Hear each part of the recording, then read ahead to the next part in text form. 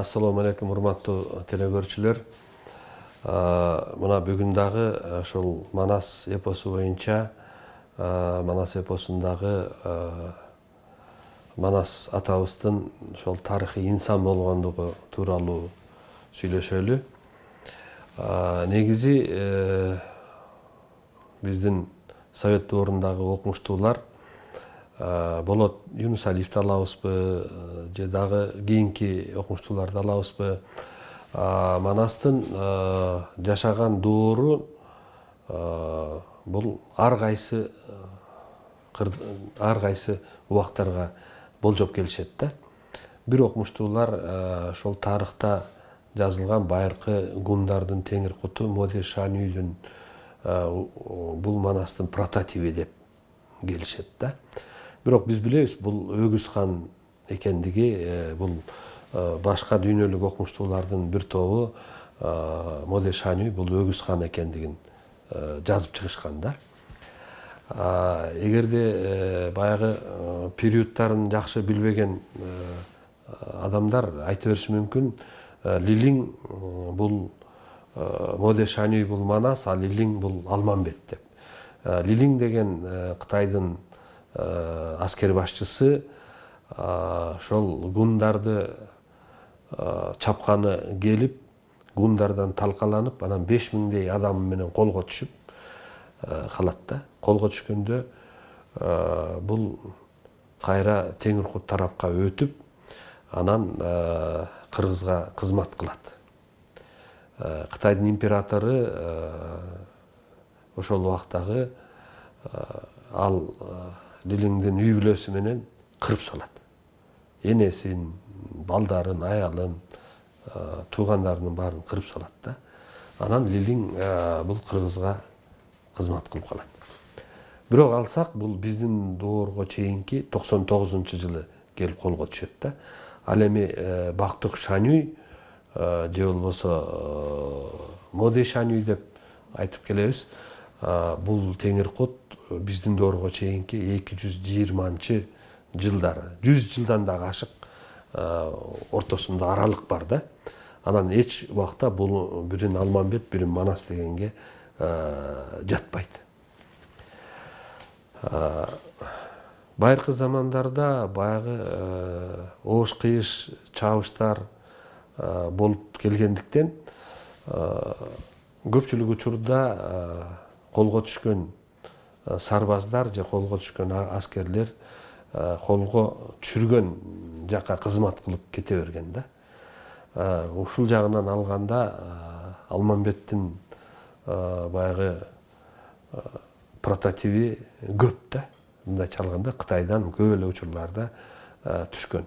Алардын бири тууралуу Кытайдын байыркы жазмаларында Таңнама деген таң доорундагы жазмада ашына тек асыл деп берип атат да. Ашына тек асыл. Муну кытайлар ашына деген урууну бул кыргыздын же болбосо гундардын дейбизби, түрктөрдүн дейбизби, падышалардын урпагы, падышалардын роду, падышалардын баягы династиясы катары ашына деп берилет. Ашиде деп да берилет да жазмада. Анан ошол асыл мага уруксат берсеңер, мен барып туруп душмандан өзүмдүн тектештериме барып туруп, анан алардан өч алып келейин деп кетет дагы. Анан кайра согушпай эле барып аларга кошулуп кетип, кайра орто түзөңдүк мамлекетине каршы көтөрүлгөн аскердин башчысы болгондугу тууралуу айтылат. Мына ушул Алмамбетке өтө жакын келет да. Алмамбеттин прототиби десек болот. Ал эми прототип деген сөздү биз негизи мындай алып карай турган болсок, бул прототип Манастын прототиби деп атпайбызбы? Бул башка эле адам, бирок аны биз Манас деп айтып алганбыз дегендей түшүнсөк болот да. Же ошол бир адамды ошол элестетип, анан башка адам аты ошондой айтсак болот деп айтылат. Ал эми Манас эпосунда болсо Манас атабыз төрөлгөндөн баштап эле анын аты Манас деп айтылбайт.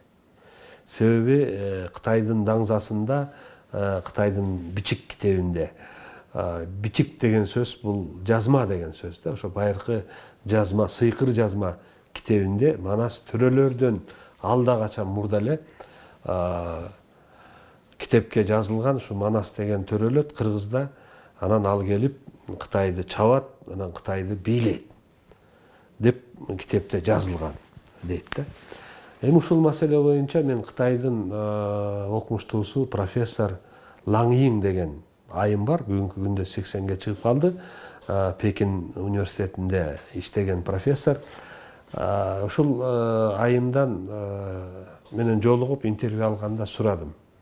Ушу Манастын бардык варианттарында кезигет, ушу Кытайдын жазмасында, байыркы жазмасында Манас туулат деген жазуу жазылып калгандыктан, анан кыргыздын кошкат аялдарынын курсагын жарган.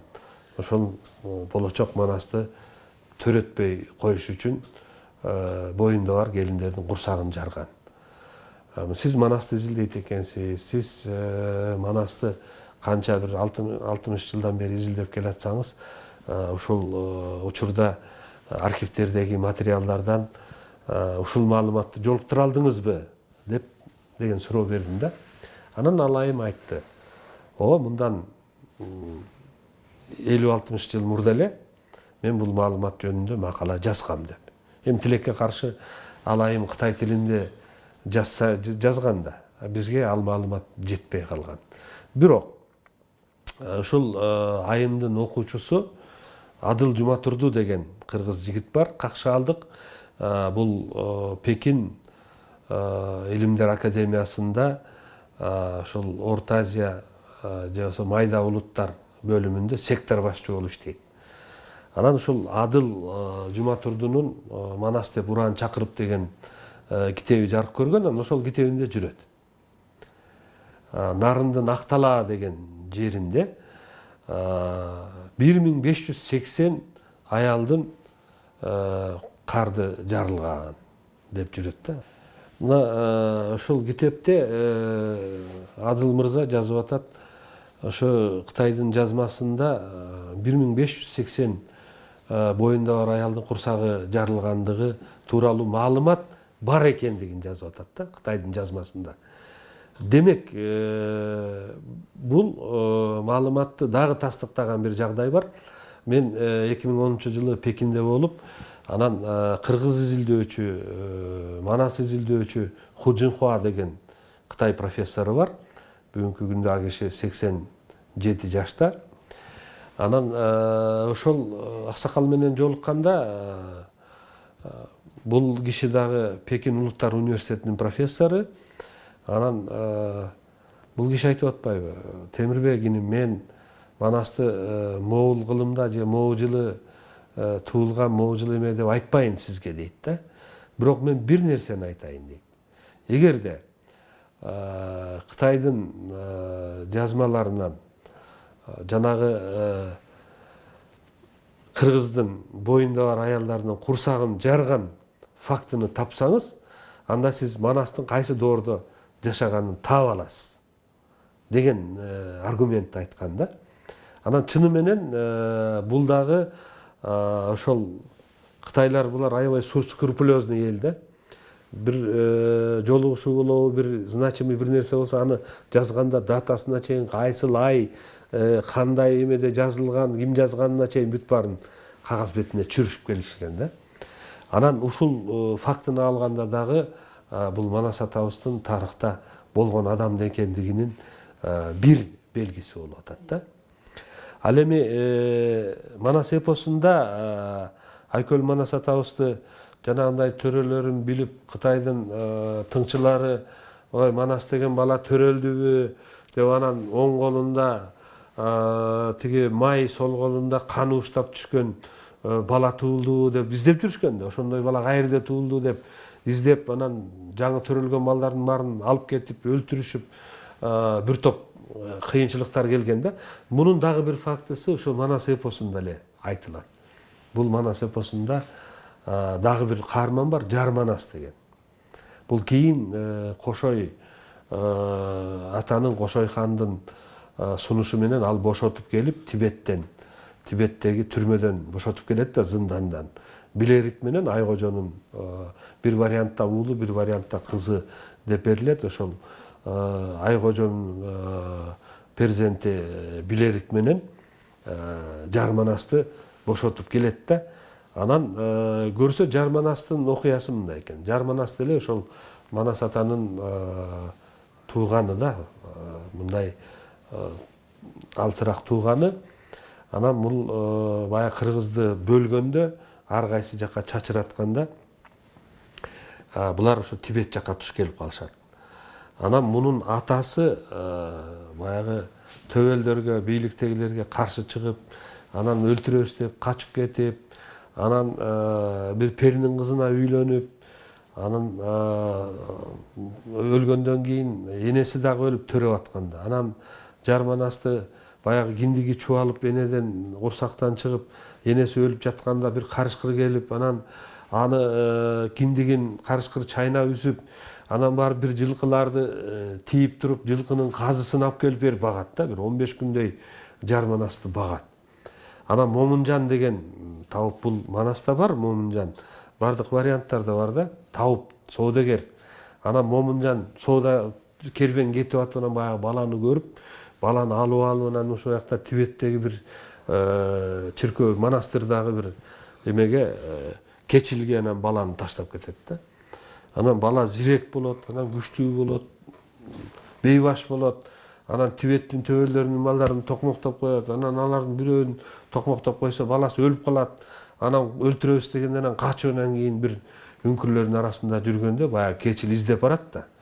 Издеп барып, бул мен балени багып алган турбаймынбы деп издеп барып, анан баягы бала айыл толук тийип турган экен да, белин кийимин чечип салып, ысыкта көмкөрөсүнөн жаткан экен. Анан далысында Манас, Жар Манас деген жазууну көрүп, баягы эме издеп аткан Манас ушул турбайбы деп, анан алдап соолап алып барып туруп, анан бийликке салып берет да.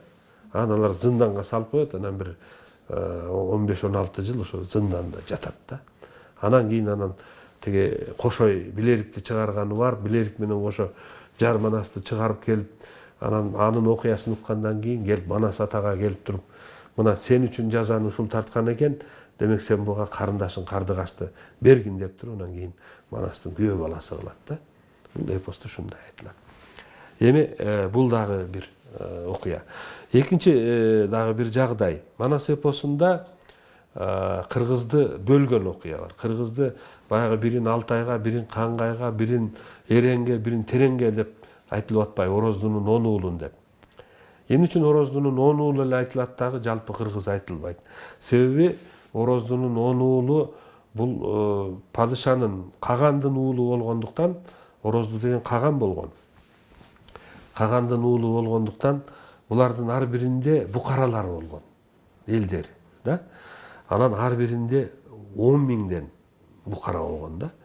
Ошондо Ороздунун 5 аялынан 10 бала болуп атат, ар бир зайыбынан 2ден уул болуп, анан Ороздунун 10 баласын бөлгөндө, аны менен кошо анын эли дагы, букаралары дагы ошо кошо кеткен да.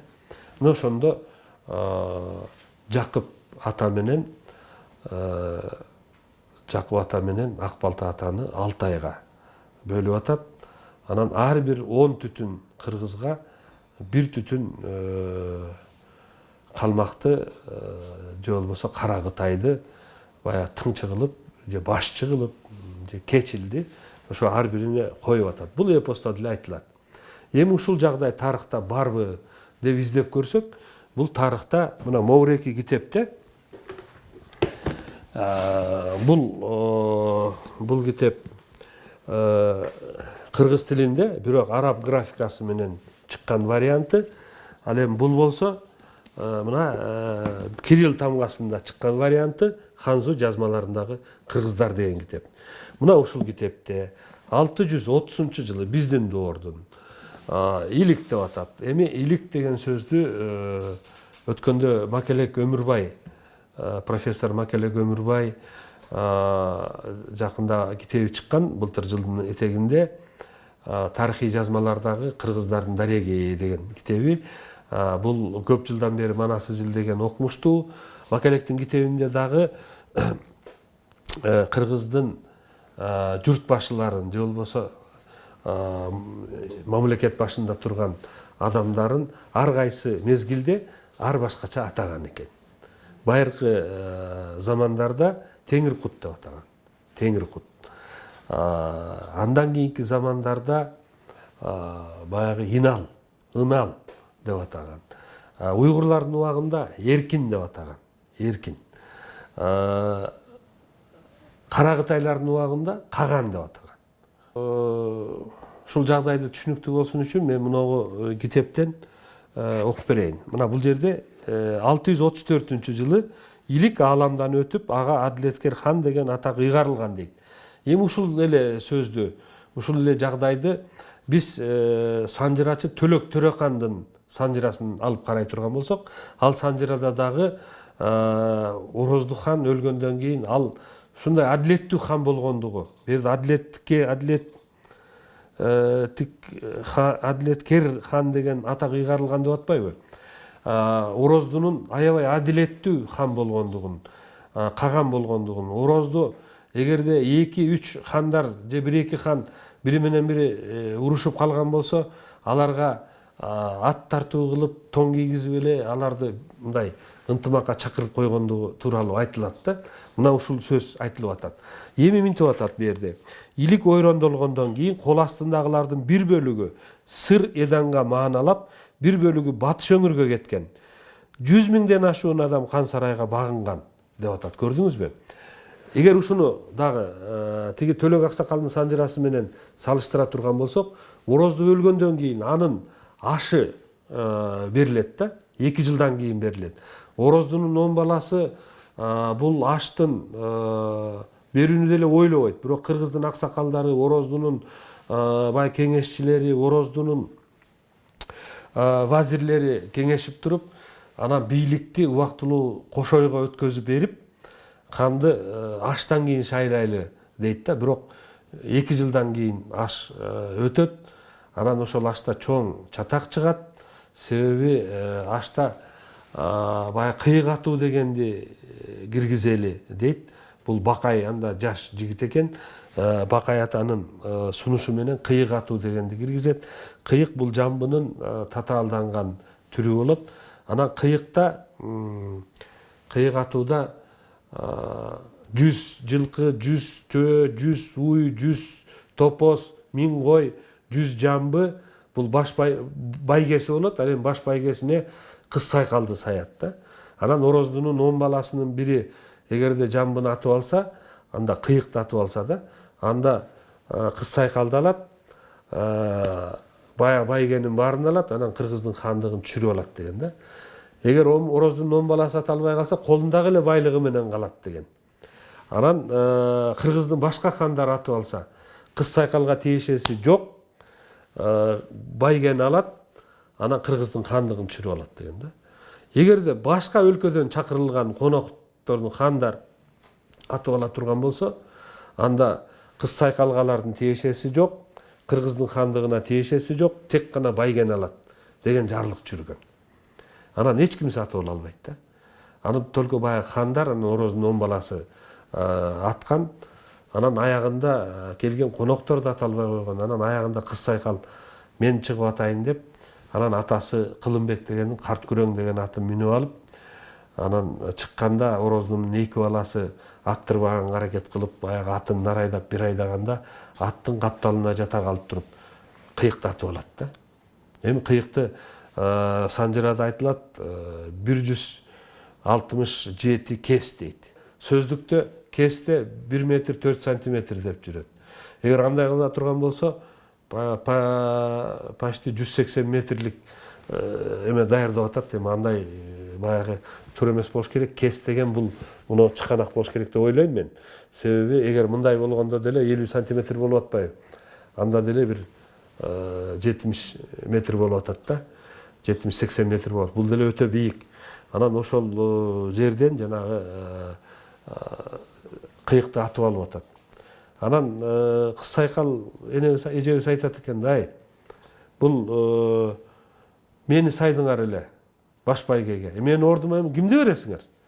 Дегенде аксакалдар кеңешти, Ороздун 10 баласын бердик деп койду дейт да. Анан ошондо чатак чыкты дейт.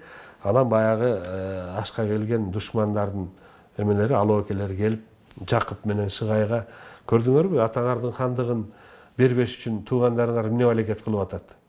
Силер биз жакка өткүлө.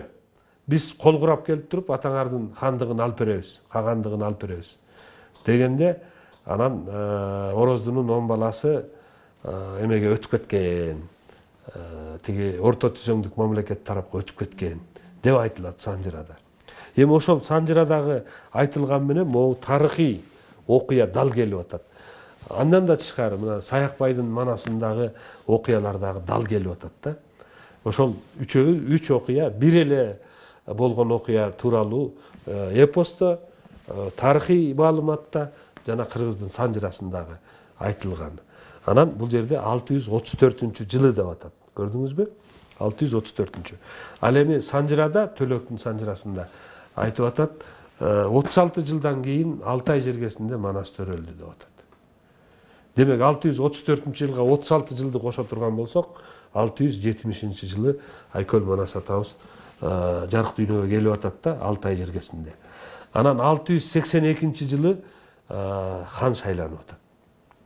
Бул жагынан ала турган болсок, биз тарыхты карап көрсөк, тарыхый кырдаалды карап көрө турган болсок, Айкөл Манас атабыздын жашаган доорун аныктайт экенбиз да.